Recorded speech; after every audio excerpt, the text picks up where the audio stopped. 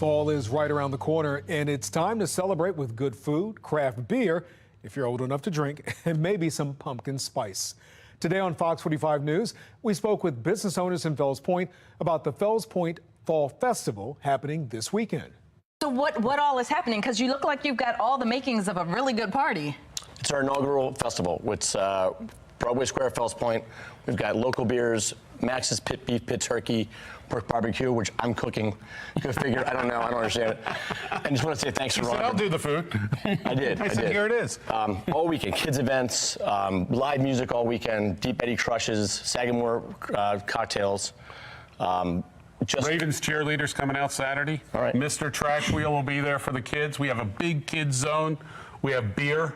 Did I say And that is not in the kids zone. Okay, good. I'm glad you cleared that up. That's not in the kids But zone. I like how you went right to it. Yeah, segue. Can you tell this is going to be a fun festival? Well, you can find more information about this weekend's event at visitmaryland.org. Coming up on Fox 45 News at 6 o'clock tonight, a shooting near 2 Baltimore County schools forces those schools to go on what we understand is a lockout. We have the latest inside information from Lansdowne Elementary Middle. Also ahead, the latest on the Second Amendment fight unfolding in Albuquerque, New Mexico. This after the governor banned all guns in public places.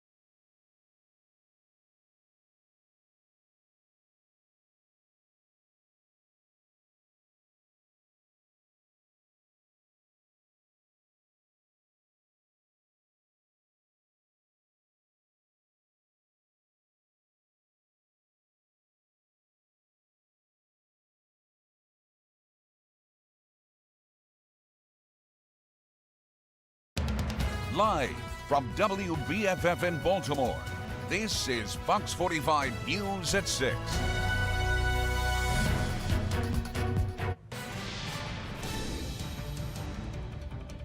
Fox 45 News is following 2 breaking stories right now. On your left, shots fired this afternoon at a Baltimore skate park. And on your right, panic across 2 Baltimore County schools as the shooting investigation leads to a lockout.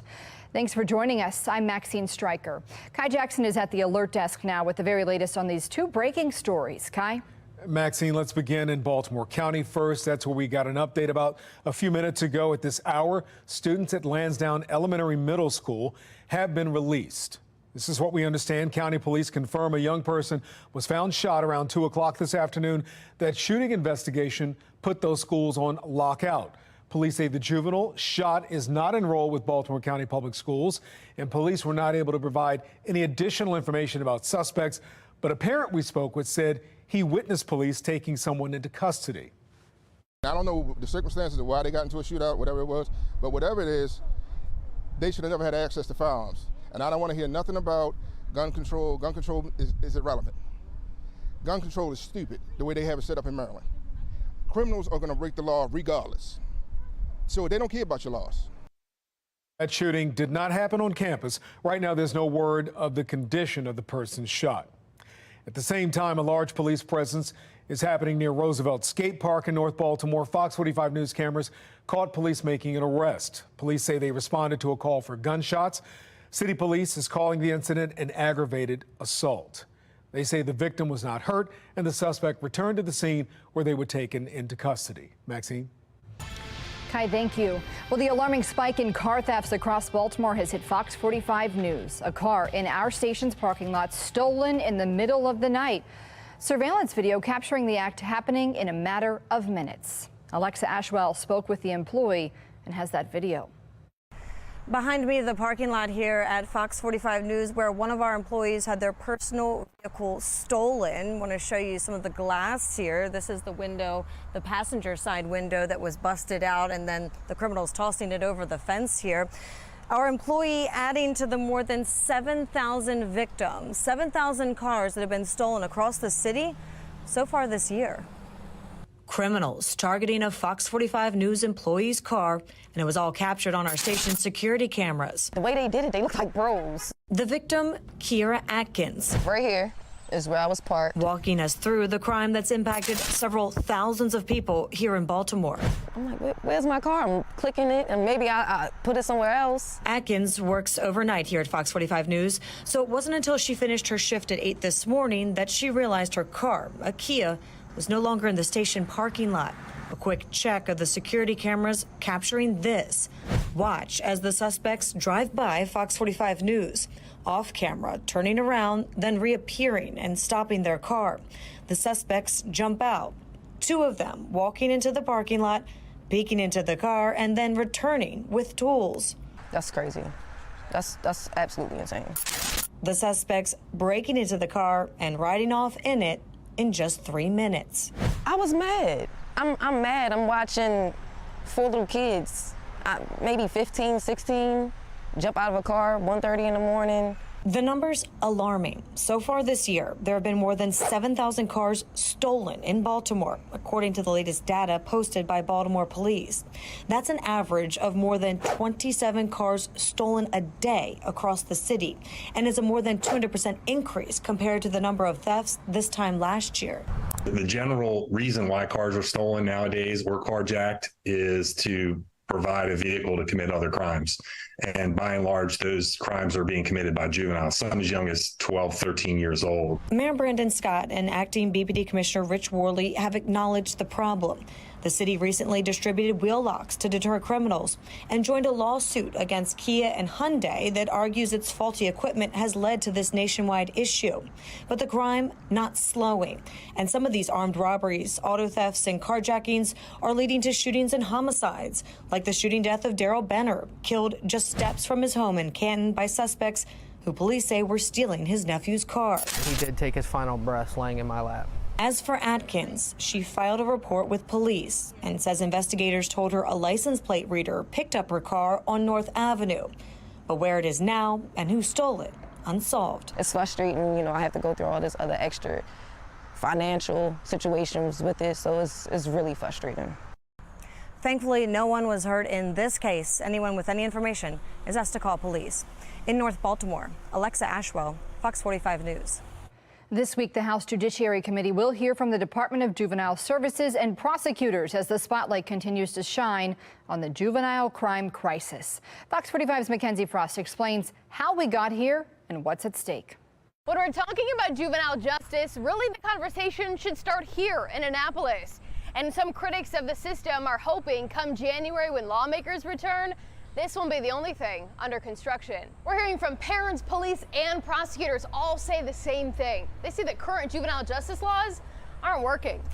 The two laws we're talking about are the Juvenile Justice Reform Act and the Juvenile Interrogation Act.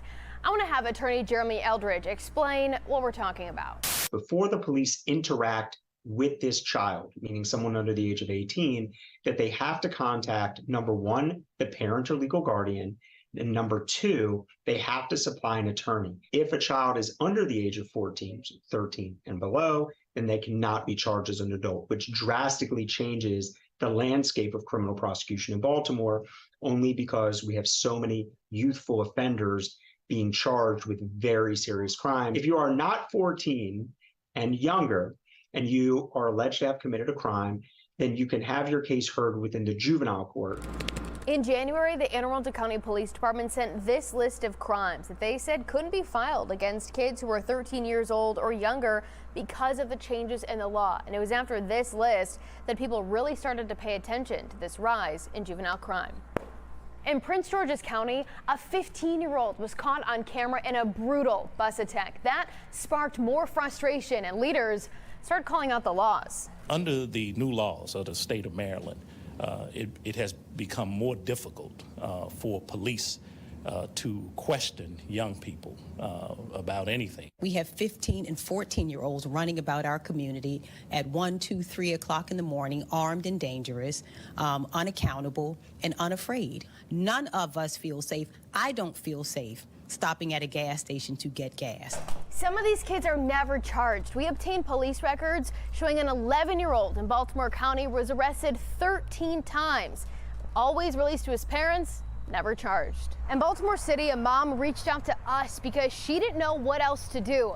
Despite already being on home monitoring, her 14-year-old daughter still out there stealing cars. When she came home, she went out and stole a car that night and been getting arrested since. On home detention. I let them know that she does this. She get in trouble every day, crime. Y'all keep letting her off the hook. She's going to come home and do the same thing. They know what they need to do. They need to start locking these kids up. They need to change the laws. So far this year, there have been more than 7,000 cars stolen in Baltimore City. That's a 218% increase from this time last year. And top prosecutors in Baltimore City and Baltimore County both point to decisions made by lawmakers here in Annapolis as part of the problem. At the end of the day, we are constrained by the laws, and the time is now. They're really looking at these issues. And they know that, nothing's really going to happen to them if they keep their crime in a certain limit of types of crime. But it's not just Baltimore and the D.C. suburbs. Frustration is being felt from state's attorneys all across the state, all calling for some of these laws to change. Let me read you what Wacomico County State's Attorney Jamie Dykes told us in a statement. Dykes says, simply put, there is no meaningful consequence now available in Maryland law for juveniles who commit nonviolent offenses. Carroll County State's Attorney Haven Shoemaker says the current system is not protecting the public safety, so there seems no other option than a change of the law.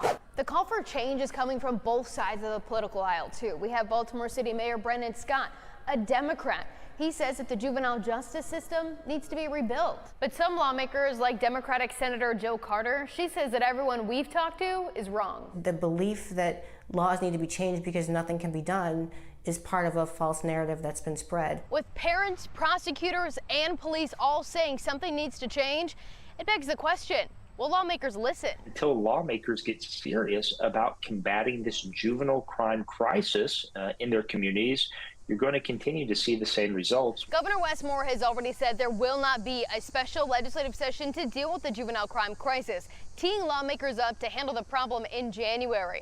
And unless emergency action is taken, any potential changes to the current juvenile justice laws won't be in place until likely a year from now. And that brings us to our question of the day. Scan the QR code right here on your screen and let us know, can lawmakers wait to make changes to the current juvenile justice laws?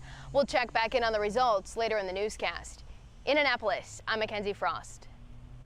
Well, that brings us back to our question of the day. Can lawmakers afford to wait to change the current juvenile justice laws? So far, 98% of voters say no. We'll keep checking in on the results throughout our newscast. To make your voice heard, head to foxbaltimore.com/vote. And here's our look at today's top trending stories. Number one, a school bus crash in Harford County sends 11 children and an adult to the hospital. It happened this morning in Emerton. State police say it appears the passenger vehicle failed to yield to the bus while making a turn. The bus hit the car on the passenger side. 10 children on the bus were taken to the hospital for treatment. The 1-year-old and adult in the passenger car were also taken to the hospital. And also in Harford County, police are investigating a deadly shooting. Just after 2 yesterday afternoon, police responded to reports of a man going into cardiac arrest on Walker Street in Aberdeen. At the scene, they found a 23-year-old man who had been shot and killed. Anyone with information on the shooting should contact police. Number 3, the FDA has given the green light to updated COVID vaccines from Moderna and Pfizer. They are both officially approved for people 12 years and older and authorized under emergency use for people 6 months through 11 years old. Both drug makers say the vaccines are effective against the circulating variants. Next, the CDC will recommend who should get the new shots. On this 22nd anniversary of 9/11, new efforts to educate a younger generation about what happened that day. I'm Atrell Nashar in Washington with that story coming up. And if you'll be spending this Monday evening out, temperatures falling from around 80 degrees at 7 p.m. Straight chance of a couple of showers down into the 70s and even 60s overnight. I'm going to let you know when some rain could finally really cool us down and bring a touch of fall. We're also tracking the tropics. It's all in my Weather Authority forecast.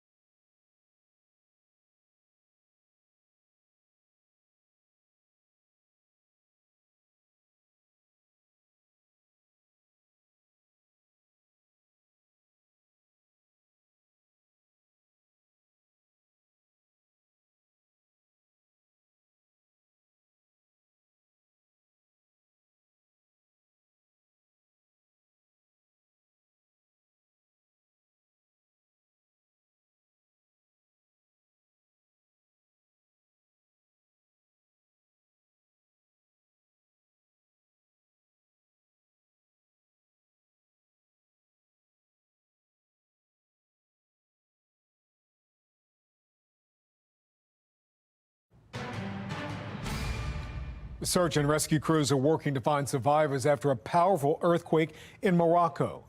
The Moroccan Interior Ministry has updated the death toll to more than 2,100, 3 days after the 6.8 magnitude earthquake struck. A Spanish military rescue team is arriving in the country today. More than 2,000 people are hurt. One survivor says he's at a loss for words. It was a shocking experience. I don't know how to explain it even more. I'm still shocked of it, and all the people also shocked. And we're trying to find some solution now for the people to feel a little bit mentally okay. Well, aid is now flowing into the remote mountain villages and settlements. Rescue teams from Britain have also arrived in Morocco to help. Maxine?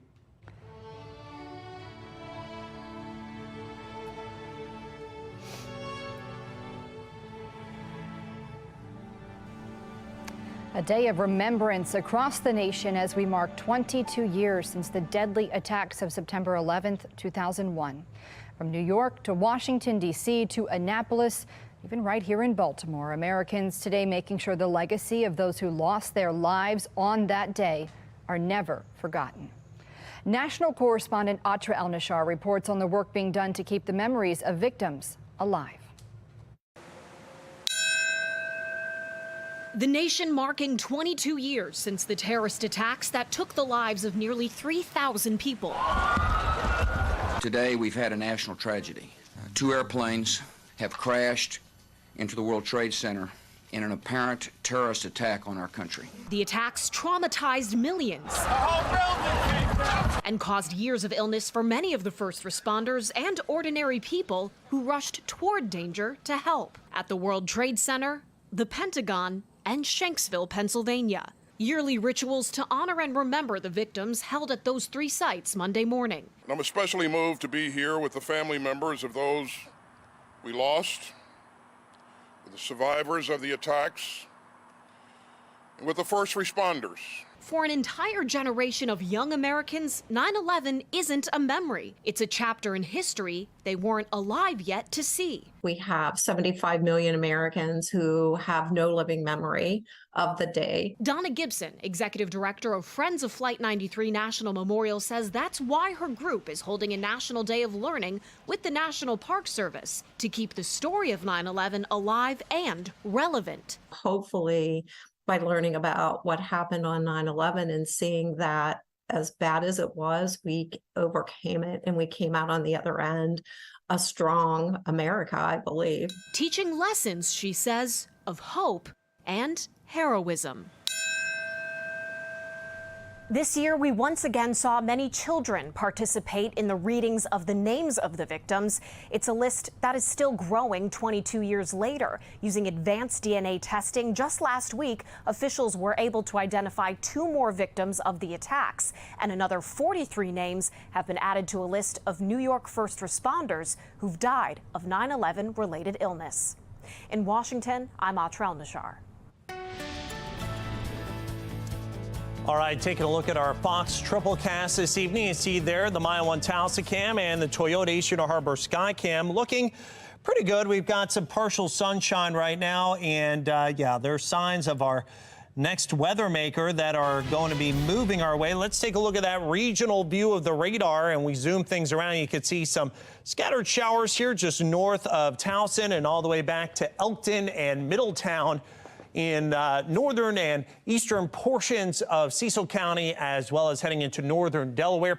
Outside of that, there hasn't been a ton of activity. Had a few showers also crossing over the Chesapeake Bay and across the Bay Bridge, but overall, those looking a lot less threatening than they were earlier. National view of the radar showing us that we've still got, again, that band of showers that moved eastbound kind of diminishing, and there's more that's out around Michigan and portions of the Midwest. That's signs of our next weather maker. The one that's overhead is weakening and pushing away. Drier day tomorrow, and then the rain and significantly less humid air coming for the end of the week. Right now, 84 Mile 1 Cam. Again, some bright skies there in between the clouds.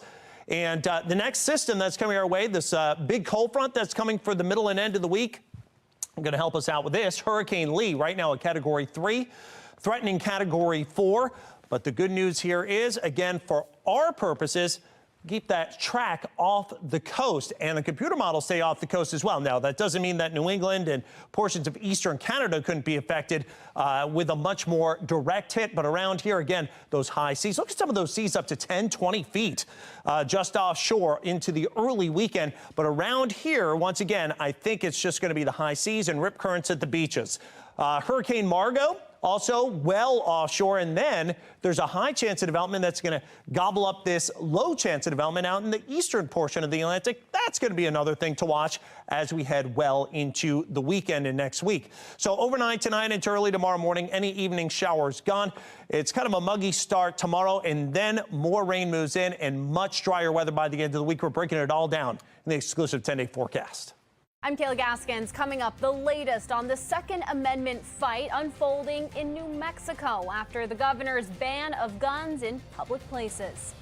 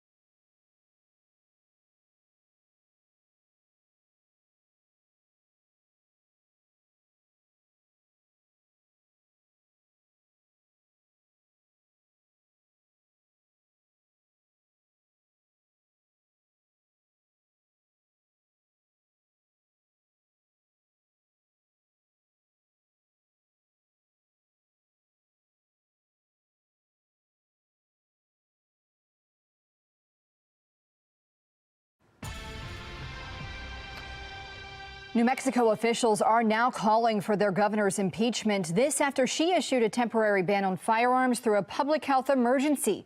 The rule even applies to those with open and concealed carry permits. National correspondent Kayla Gaskins reports.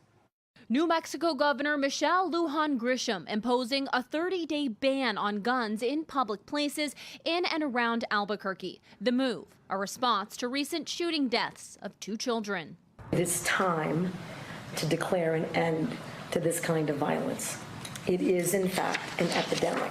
Grisham testing the limits of her power, sparking a debate over the constitutionality of the order. She has no authority to do this. This is not, by any sort of objective measure, a public health emergency above and beyond, the normal sort of day-to-day typical problems that you have in a city. New Mexico resident Randy Donk filing a lawsuit against the governor, arguing she's blatantly violating the Second Amendment.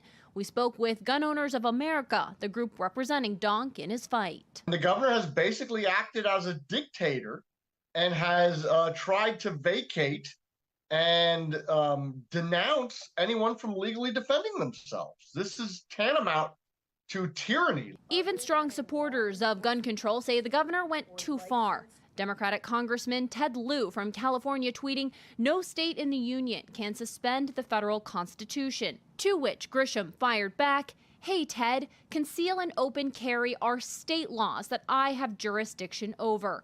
Staunch gun control activist David Hogg, who survived a mass shooting at his high school, Marjorie Stoneman Douglas, in 2018, tweeted, "There is no such thing as a state public health emergency exception to the U.S. Constitution."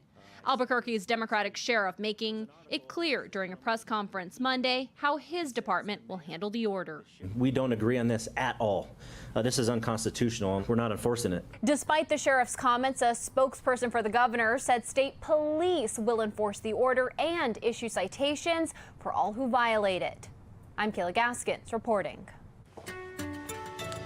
All right, exclusive 10-day forecast near 90 tomorrow, maybe a late day thunderstorm, better risk of some scattered